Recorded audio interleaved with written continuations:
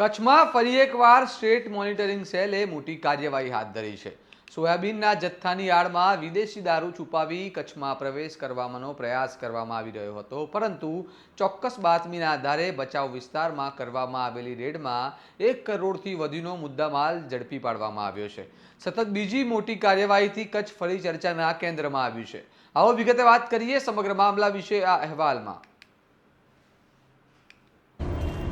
નમસ્કાર, હું ચિરાગ વર્ષાબેન, આપ જોઈ રહ્યા છો સ્વમાન। પૂર્વ કચ્છના ભચાઉ વિસ્તારમાં સ્ટેટ મોનિટરિંગ સેલે વહેલી સવારે એક કન્ટેનર અટકાવી તપાસ હાથ ધરી હતી।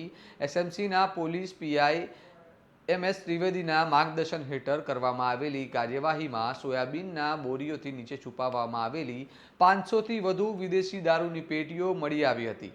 પ્રાથમિક અંદાજ મુજબ કન્ટેનર અને દારૂ સહિત કુલ 1 કરોડ રૂપિયાથી વધુનો મુદ્દામાલ કબજે કરવામાં આવ્યો છે।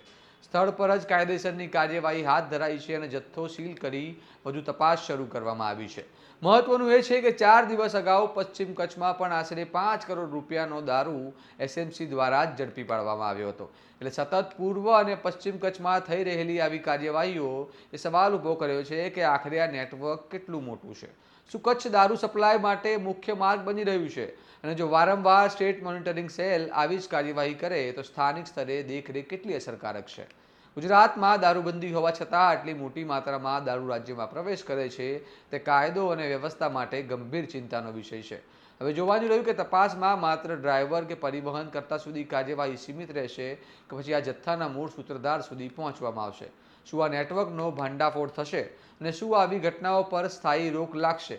આ મામલે તમારું શું મંતવ્ય છે તેમને કમેન્ટ બોક્સમાં જણાવો અને આવા વિશ્લેષણાત્મક અહેવાલ માટે સ્વમાનને લાઇક, શેર અને સબસ્ક્રાઇબ કરવાનું ભૂલતા નહીં। નમસ્કાર।